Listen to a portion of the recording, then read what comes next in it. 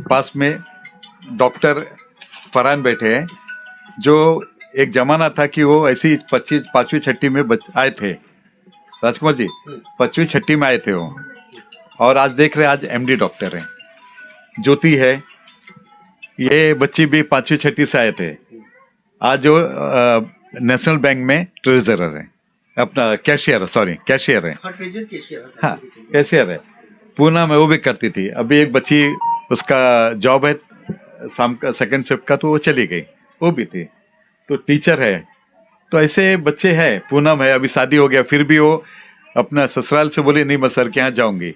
कि एक बच्चा आया, उसका सब में मार्क्स कम था।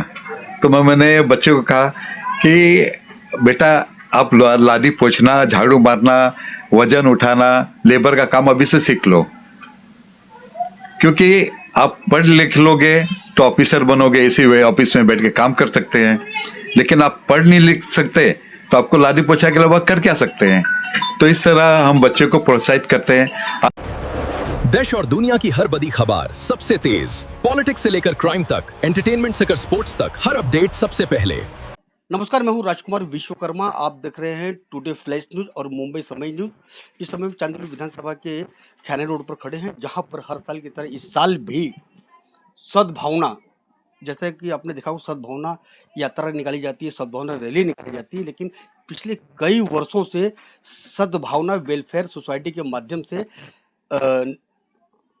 राइन साहब के द्वारा हर साल की तरह इस साल भी, मतलब कि पहली कक्षा से लेकर ग्रेजुएशन तक, स्नातक तक की जो पढ़ाई का पूरा खर्च, जो अपने माध्यम से जो भी जरूरतमंद बच्चे होते हैं उनको बुक का इंतजाम करना, और किस तरह इंतजाम करते हैं, सीधे हम बात करेंगे रहीम साहब से। रहीम साहब, बताइए, पिछले कई वर्षों से, पहली बार तो आपको ढेर सारी शुभकामनाएं हमारी न्यूज़ की तरफ से। क्या आप एकदम सुंदर कार्यक्रम अपने हाथ में आप लेते हैं, क्योंकि शिक्षा ही देश को आगे ले जाने में बहुत बड़ी भूमिका निभाती है, उस पर आपका विशेष फोकस रहा है। तो ये मैं जानकारी लेना चाहूँगा कि किस तरह का आपने पिछले बार भी किया था, इस बार कोई नई योजना है आपकी?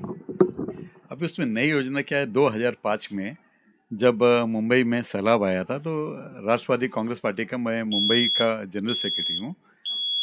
तो पार्टी ने उस समय नोटबुक है, चादर है, राशन है, सब हमें दिए थे बांटने के लिए। तो हमने बांटे थे, नोटबुक बांटे थे प्रमुखता से। तो उसके 1 साल के बाद में सब बच्चे आने लगे यहाँ, सर नोटबुक मिलेगा, नोटबुक मिलेगा। तो क्या है, ये जो एरिया है ये स्लम एरिया है।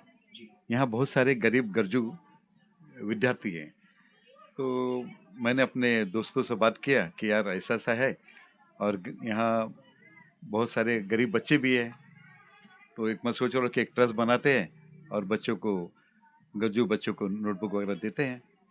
तो हमने वो चालू किए। फिर उसमें बहुत सारी लेडीज़ आई थी कि सर हमें सिलाई मशीन देते तो हम सिलाई मशीन से अपना घर चला सकते हैं, और कोई बच्चे फिर फीस के लिए भी आते थे। ये 3 काम प्रमुखता से हम लोग करते हैं।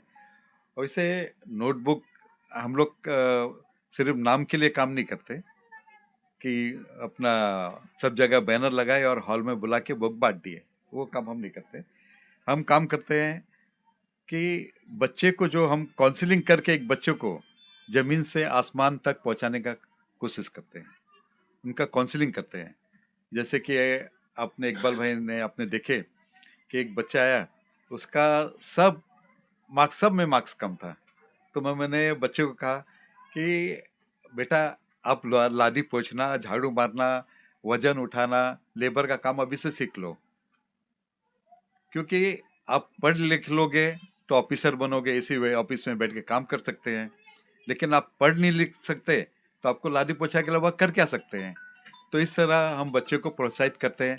आज अब हमारे इत्तेफाक से राजकुमार जी, हमारे पास में डॉक्टर फरहान बैठे हैं, जो एक जमाना था कि वो ऐसी 5वीं छठी में आए थे। राजकुमार जी 5वीं छठी में आए थे वो, और आज देख रहे हैं आज एमडी डॉक्टर हैं। ज्योति है, ये बच्ची भी 5वीं छठी से आए थे। आज जो नेशनल बैंक में ट्रेजरर है, अपना कैशियर है। हाँ, कैशियर है। पूना में वो भी करती थी। अभी एक बच्ची, उसका जॉब है शाम का सेकंड शिफ्ट का, तो वो चली गई, वो भी थी। तो टीचर है, तो ऐसे बच्चे हैं। पूनम है, अभी शादी हो गया, फिर भी वो अपना ससुराल से बोले नहीं मैं सर के यहाँ जाऊंगी, तो आए हैं काम कर रहे हैं बगैर कुछ इनको पैसा देता नहीं। बस एक जुड़ा हुआ रिश्ता है, बाप बेटी का बोल लो, भाई बहन का बोल लो, मामा भांजे का बोलो, ऐसे रिश्ते डेवलप है। रहीम साहब, जैसा बहुत आपने अच्छी बात की कि यहाँ पर जो भी लोग आपके पास शुरुआती दौर में आए, लोग शिक्षा के माध्यम, कोई डॉक्टर बना, कोई नेशनल बैंक का ट्रेजर बना, कैशियर बना, कोई और बना, कोई कुछ और बना। बहुत सारे लोग आपके सानिध्य के अंदर इस तरह से शिक्षा के माध्यम से प्रगति करते चले गए। सर, सबसे बड़ी समस्या है 10वीं और 12वीं के जब एग्ज़ाम होते हैं, तो समस्या बड़ी क्रिएट होती है एडमिशन की। तो ऐसे तौर पर सद्भावना वेलफेयर सोसाइटी किस तरह का सहयोग स्टूडेंट को प्रदान करती है? क्योंकि अगर परसेंटेज कम है तो मन चाहे कॉलेजों में एडमिशन नहीं मिल पाता है। एक बहुत बड़ी समस्या पेरेंट्स के लिए होती है। उस पर सद्भावना वेलफेयर सोसाइटी का क्या पहल होती है, क्या योगदान कर सकती है?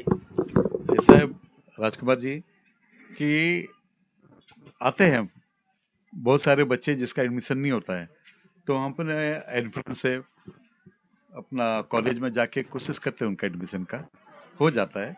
और बहुत सारे बच्चे हैं जो उनको समझ में नहीं आता है, वो सिर्फ कहते हैं डॉक्टर बनना है, तो उन बच्चों को मैं काउंसलिंग करता हूँ कि बेटा आपके पिताजी का सैलरी कितना है, क्योंकि कॉलेज आपको मालूम है मेडिकल का पढ़ाई इतना महंगा है कि कहाँ से करेंगे।